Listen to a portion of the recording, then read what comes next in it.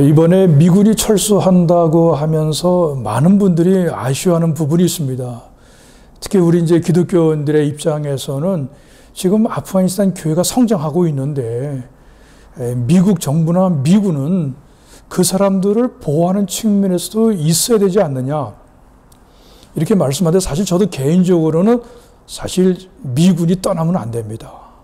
선교적인 측면에서 보고 그 다음에 미국의 중앙아시아 이런 그 전략적인 측면에서 아프가니스탄은 반드시 필요한 국가인데 제가 보기에는 정말로 어처구니 없는 실수, 판단을 하지 않았는가 그런 생각을 해봅니다. 그러나 한 가지 또 우리가 알아야 될 것 중에 하나는 뭐냐면은 박해받는 아프간 형제들은 미군이 있든 미군이 없든 사실 그것은 문제가 되지 않습니다. 왜냐하면은 소련군이 있을 때에 저는 그때 이제 소련군이 점령하고 있고 그 다음에 이제 그 입국 자체가 허가가 되지 않기 때문에 저는 파키스탄 난민촌 사역을 하면서 거기서 수많은 사람들을 만나고 그 다음에 피신 나온 아프간 형제들과 저는 함께 지냈었습니다.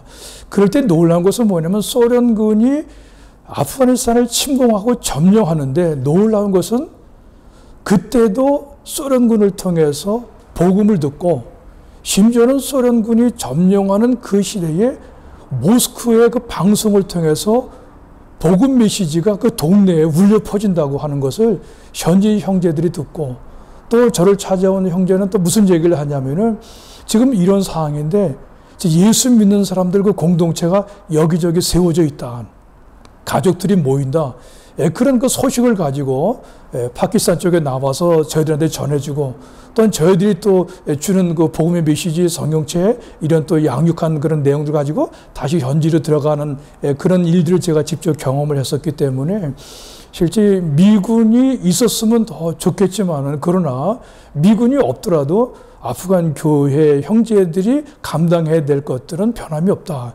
그리고 한 가지 아쉬운 것은 뭐냐면은 미군이 좀 더 있었으면 좋겠다 하는 생각을 제가 해봅니다. 어떤 사람들은 이번 미군 철수와 관계돼 가지고 뭐 미국은 믿을 수 없다. 또 반미적인 감정을 드러내는 분들이 많이 있습니다만은 저는 선교적인 측면에서 본다고 한다면은 지난 20년은 미국을 비롯해서 나토 군이 아프가니스탄을 점령함으로 말미암아서 하나님께서 구원하실 수천 수만 명의 사람들을 구원하셨다라고 하는 그런 판단을 제가 가지고 있기 때문에 선교적인 측면에서 구원사적인 그런 측면에서 지난 20년은 정말로 은혜의 시간이었다.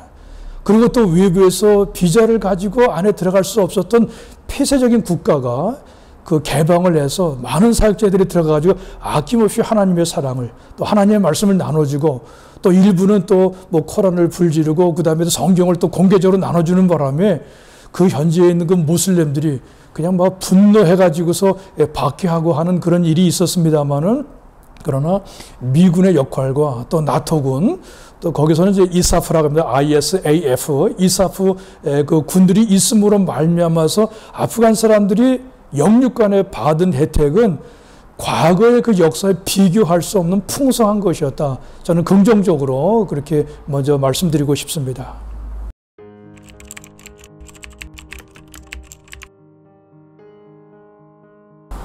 제가 아프가니스탄 선교를 생각할 때에 또 다른 지역의 이슬람권 선교와 연결돼서 종종 제가 말씀드리는 내용이 있는데 그것은 뭐냐면은 사실 우리는 한국에서 선교사들을 파송할 때에 평생 가서 뼈를 묻고 거기서 죽고 순교할 곳, 그 다음에 예배당을 세우고 학교를 세우고 또 우리 뭐 아펜설로 선교사님이나 언더우드 뭐 3일 마페 선교사님들이 옛날 그 훌륭해서 한국에 왔던 선교사님들이 했던 것을 우리가 기대를 하면서 파송을 합니다만은 그러나 이슬람권 선교 사역이라고 하는 것은 그는 선교사들이 파송될 때 또 파송 또 기관이 그렇게 기대하는 것만큼 할 수 있는 것이 아니다. 라고 하는 것을 우리가 생각해 볼 필요가 있습니다.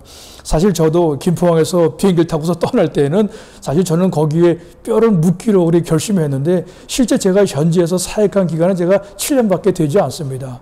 제가 피치 못해서 나오게 될 때에는 정말로 아주 가슴 아픈 그런 심정을 가지고 내가 왜 나와야 되는가, 다시 언제 들어갈 수 있는가라고 하는 그런 생각을 제가 하고 왔는데 제가 여기서 말씀드릴 것은 뭐냐면 이슬람권 선교에 대해서는 조급해서는 안 된다고 하는 거예요.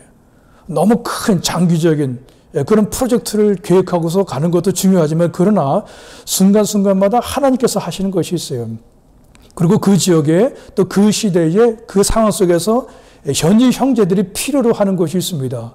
그걸 채워지고 그렇지 않을 경우에는 또 속히 또 다른 지역으로 이동한다든지 또 다음을 기약할 수 있을 만한 유연한 생각이 필요한데 너무 이슬람권에서 사역하고 있는 우리 사역자들이, 선교사님들이 너무 그런 스트레스를 받고 있지 않는가 그런 생각을 합니다만은 이번 기회에 이슬람권 선교에 있어서는 좀 유연성, 유연함과 그 다음에 너무 장기적인 그 거대한 프로젝트 말고 그 단타로다 우리가 칠 수 있는 그런 사역의 내용들을 좀 더 그 계획을 세워야 되지 않는가 그런 생각을 해봅니다.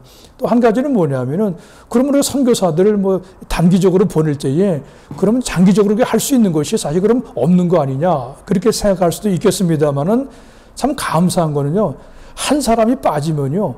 빠지기 전에 하나님께서는 수년 전서부터 그 자리에서 일할 사람을 준비시켜 주세요.